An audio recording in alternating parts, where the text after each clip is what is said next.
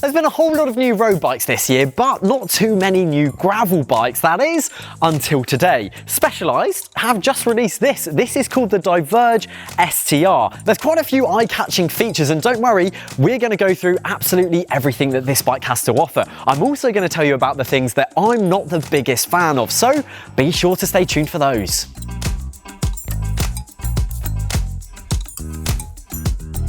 So like I said, the name of this bike is the Diverge STR. Now, the weight of this bike does start at 9.5 kilos for the 3 different models that they're offering. And the top end model, the S-Works version, is 8.5 kilos. So a fairly respectable weight when you consider how much technology that they've packed into this.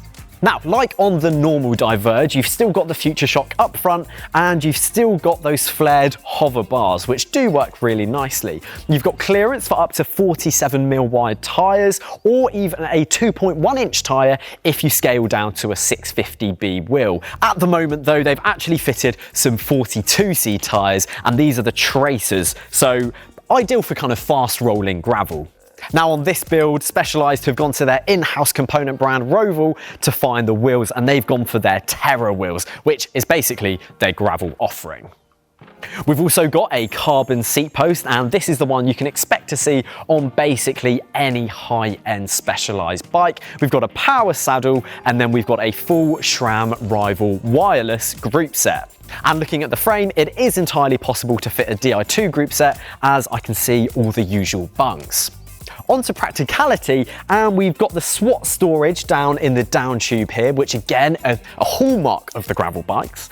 And then of course, we've got the top tube mount here, if you wanted to pop a bag for some snacks. And then you've still got obviously your bottle cage mounts here in the usual places. Onto the fork, and you do have mounts here for a low rider rack or cages, which is again ideal for those longer days in the saddle. The bike itself is actually compatible with most bike packing bags, which is really good. The only thing that Specialized do say is that if you've got a top tube bag or a bar bag, which would then end up wrapping around the Future Shock, they say basically don't use it because in reality it's probably going to rip that rubber boot right open.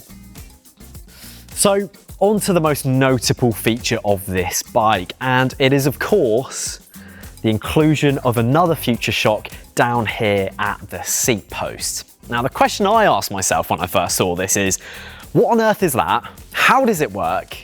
And is it a bit of a gimmick? Well, let's start off with how does it work? Well, first thing to know is that in this part of the frame down here, that is where we've actually got the Future Shock. And you can see the end of it popping out here, and then it attaches onto this thing here, which Specialized are calling the tendon. That then wraps around the frame post, not the seat post, but the frame post, and the frame post itself goes right down into the frame, and then it's covered by this rubber boot here, so that dirt, grit, grime, water doesn't then get into the frame. Now, like I said, the seat post slides into the frame post, and the frame post then slides into the frame, and it's around the frame post that you have the movement. And that is why this part of the bike is so wide and that it's so big. It's because that frame post has to be able to move around inside, but it's then the Future Shock up here which is what controls that movement. Now, speaking of control, you've got a switch here on the Future Shock, which you can set to 3 different levels of dampening.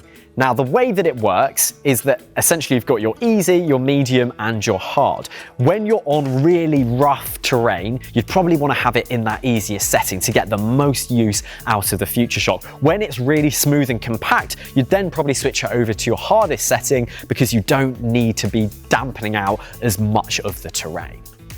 As I said, the frame post plays a really integral role to how this rear shock is going to feel, which is why each frame post actually has 2 different settings on it, and it looks like it's fairly easy to change.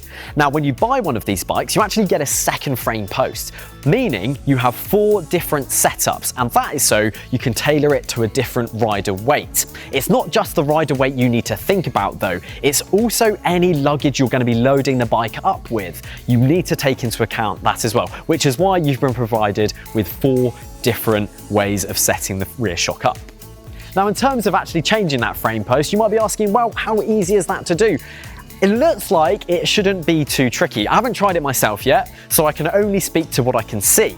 We've got a compression clamp down on the seat tube here. It looks like if you undo that, undo a little grub screw down here at the top of the triangle, take the seat post out, take off the tendon, you could probably slide everything out and then put a new one in.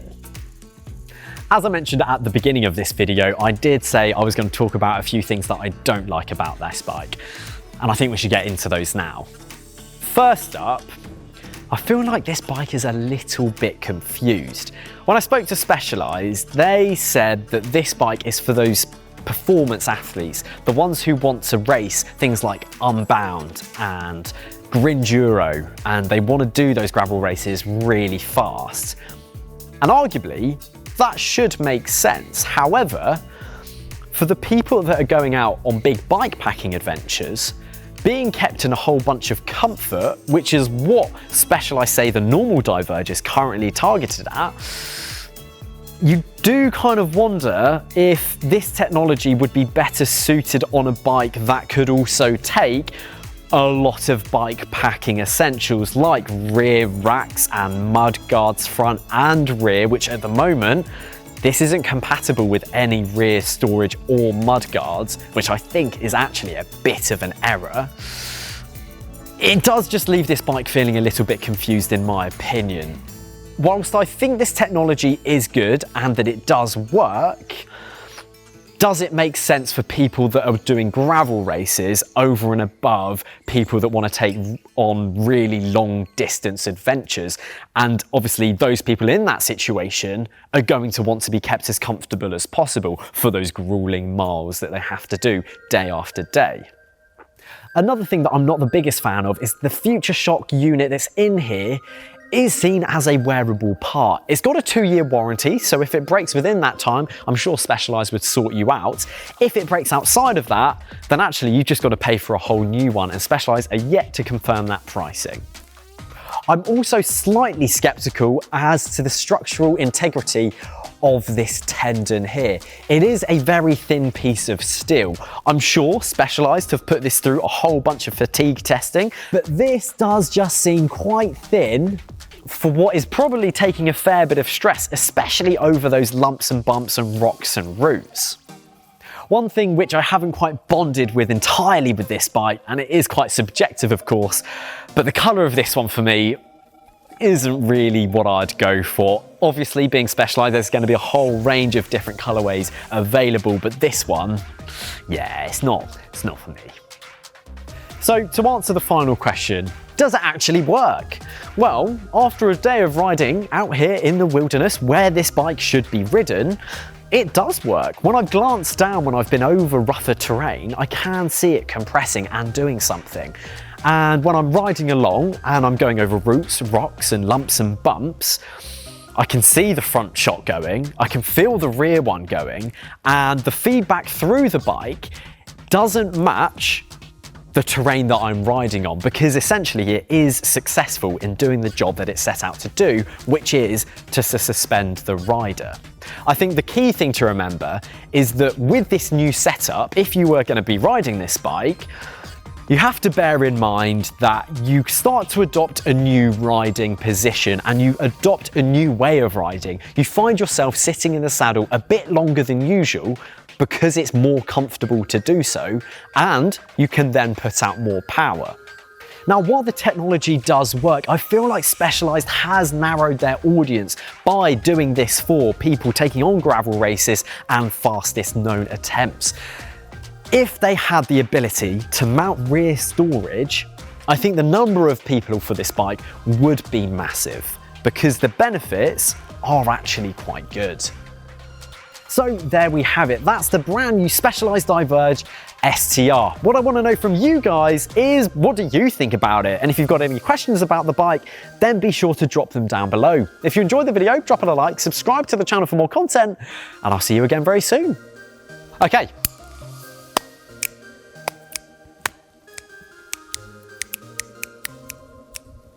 What a delicious shade of brown. And of course, we've got the usual bottle. Ooh. Oh yeah.